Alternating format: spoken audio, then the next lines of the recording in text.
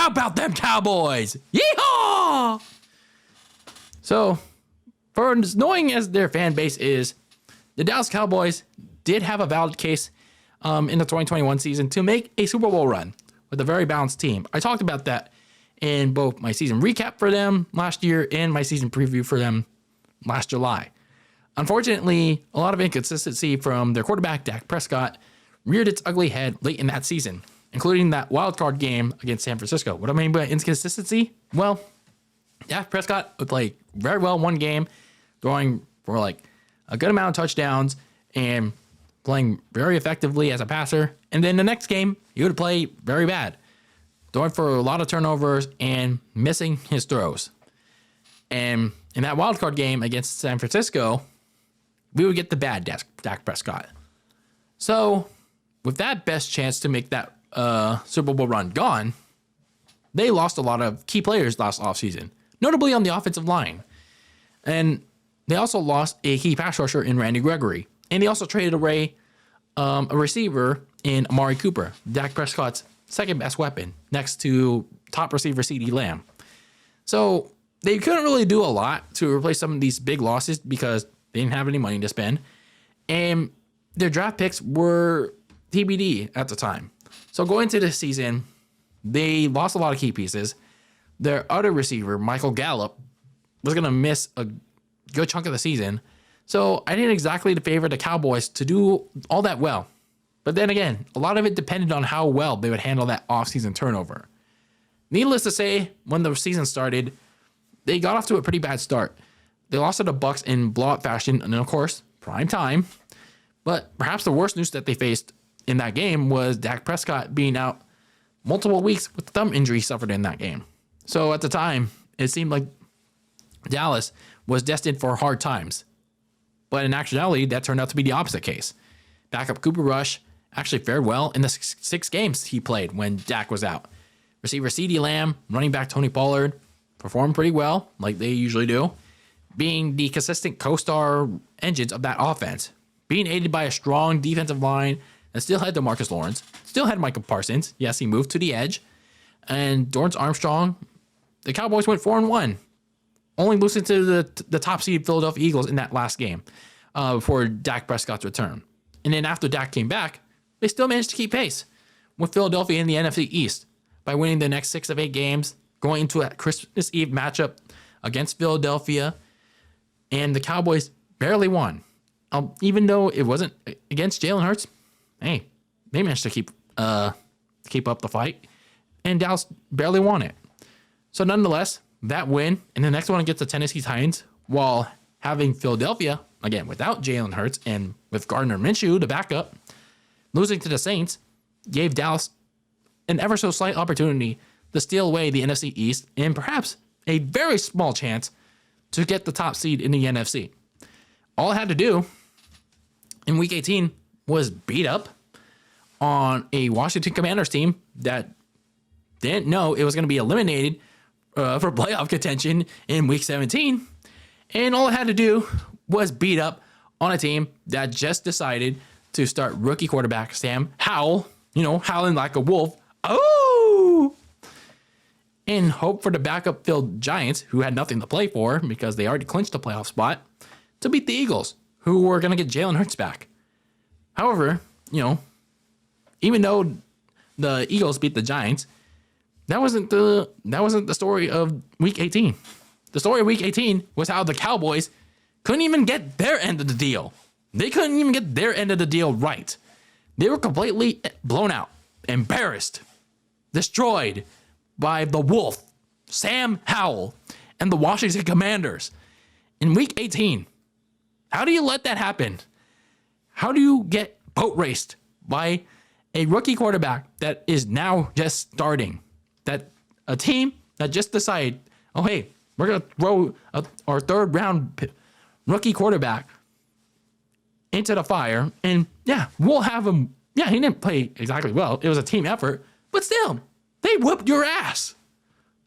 Like, what the hell? Dak Prescott played so bad in that game, throwing 2 interceptions. One is a pick 6. How do you play that bad? So anyway, they ended up redacting that anyway. Sure. They got a 12-5 record and another playoff berth. And yeah, they redacted that by sending Tom Brady and the Bucs into the sinking ship and sending Tom Brady into retirement. But the Bucs were a bad team themselves all season. So that good performance, that Dak Prescott and the Cowboys had against Tampa was nowhere to be found against a much better defense in the 49ers in the divisional game, in which the Cowboys had plenty of opportunities to try and take that game, especially against a rookie quarterback in Brock Purdy. But they couldn't, especially Dak. And yet again, they couldn't reach the NFC title game. So, yeah, Dallas overall exceeded my personal preseason expectations for them. They went 12-5, matched their last season record, even though they ended their regular season pretty embarrassingly. But my biggest concern with them as the season wore on was, how many times did I say his name in the last minute or so? Dak Prescott. Once again, he was too on and off with how he played, because he would look like an MVP candidate one week, and then for 2 straight weeks after that, he would look like Baker Mayfield. Even with his good games, he would have at least one turnover to show for it. And that would nearly kill his team. And for the inconsistent games he had, it really killed his team. So for the Cowboys, his inconsistency killed them again when it mattered most. And mind you, this happened against the exact same team that the Cowboys played in the playoffs last year. So going into this offseason, I mean, like right now, I'm not saying don't trade or cut Dak, because the Cowboys most certainly can't at all because of his big fat contract. I'm just saying that, you had literally 2 opportunities now to try and make a Super Bowl run. I mean, even though it was kind of unrealistic this past season. But I'm just saying that at some point, they're going to have to keep tabs on Dak. Because if he keeps playing like this, how much longer are you going to have to trust him? I'm just saying. So looking at some of their offseason moves so far, they did make some big moves to try and help out their quarterback. I mean, yeah, you already got like CeeDee Lamb, Michael Gallup, but you kind of need that third option, And that's exactly what the Cowboys did. They traded for receiver Brandon Cooks from the Houston Texans. All they had to give up was a 5th round pick and a 6th from this year, and a next year's 6th round pick. So, hey, not a bad trade off, I guess, for the Dallas Cowboys. They needed that third option, and they definitely got it. But they did need some help, definitely on the secondary. That was one of my team needs, even though I didn't really list it on here. But they needed a corner opposite Trayvon Diggs, and they got one.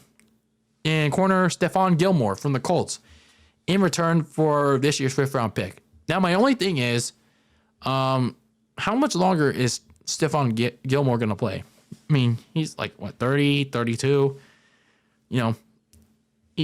If he could play that much longer, great. I appreciate that. But, at some point in time, you got to find a long-term option if you're Dallas, if, he starts to slow down. But, I mean, if he's not, then good.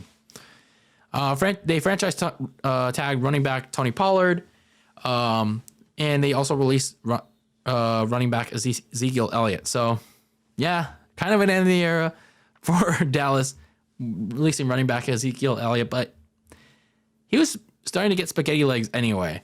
And Tony Pollard was their new starting to transition into that new starting back role. So in turn, after releasing Ezekiel Elliott, they signed free agent running back Ronald Jones, and yeah, it's whatever.